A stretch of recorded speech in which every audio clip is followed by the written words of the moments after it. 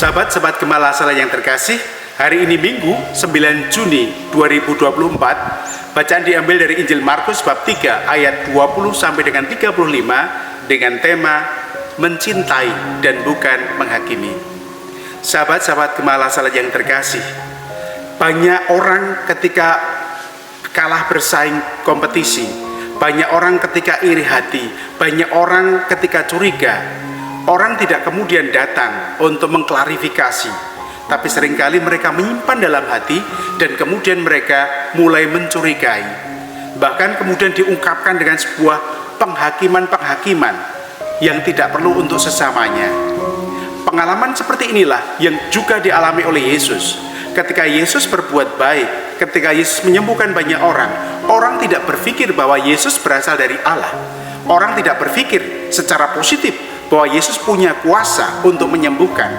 Tapi orang karena diliputi oleh rasa iri, kemudian mencurigai Yesus, bahwa Yesus bersekutu dengan Beelzebul. Untuk itu kemudian Yesus mengatakan bahwa kalau setiap kerajaan terpecah-pecah pasti akan binasa.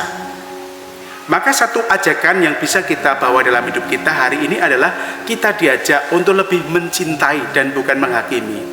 Penghakiman itu bukan milik kita. Baik buruknya orang tidak tergantung dari penilaian kita, karena yang tahu baik buruknya orang adalah Allah sendiri.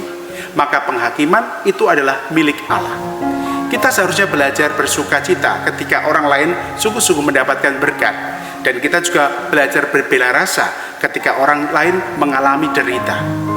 Sikap Yesus yang mengajarkan pada kita hari ini agar kita lebih mencintai dan bukan menghakimi, menegaskan dalam hidup kita bahwa penghakiman itu merusak banyak orang.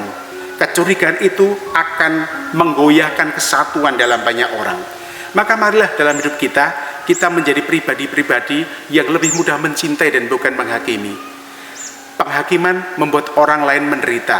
Penghakiman membuat orang lain tersingkirkan. Dan penghakiman sebetulnya kita mengangkat diri kita menjadi Tuhan atas sama kita. Maka marilah kita kembangkan cinta kasih, berpikir positif, dan juga ikut bersyukur atas kebaikan yang diterima oleh orang lain, dan juga berbela rasa ketika orang lain mendapatkan derita.